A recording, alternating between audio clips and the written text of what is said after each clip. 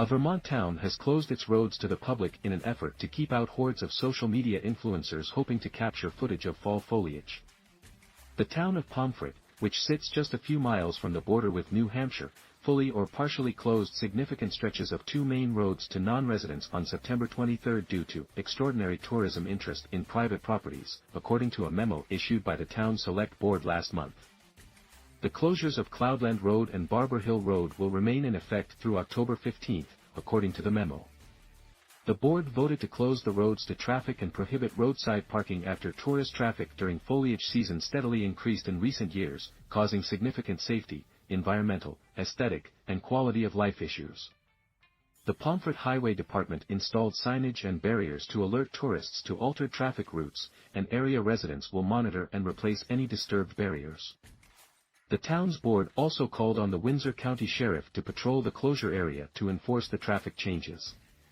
The Pomfret Select Board recognizes that the traffic pattern changes and other steps summarized in this memo cannot fully address the significant issues created by fall foliage traffic along Cloudland Road and Barber Hill Road.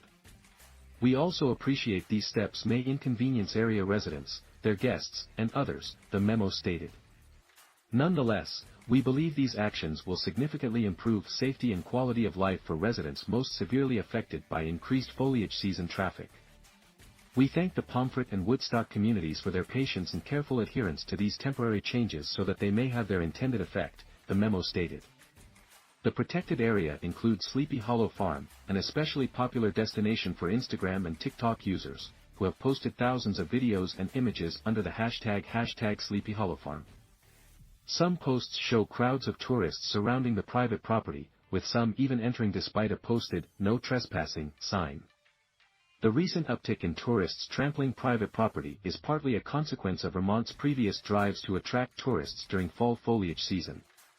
Vermont has long been a destination for fall foliage tours, thanks to its high concentration of maple trees in particular. In 2015, the state's tourism department declared Vermont home to the world's best foliage. "No one does foliage better than Vermont," then Gov. Peter Shumlin said in a statement at the time. "3/4 of our state is forested, and we have the highest percentage of maple trees in the country. With our flaming reds, blazing oranges, and glowing yellows, we have the most vibrant fall colors in the world."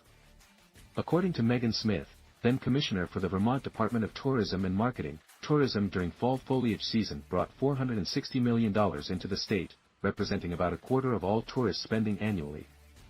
"Our fall advertising campaign will articulate the myriad reasons we have the world's best foliage," Smith said at the time. "Our hope is that people will be inspired to come see it for themselves." TMX contributed to this story.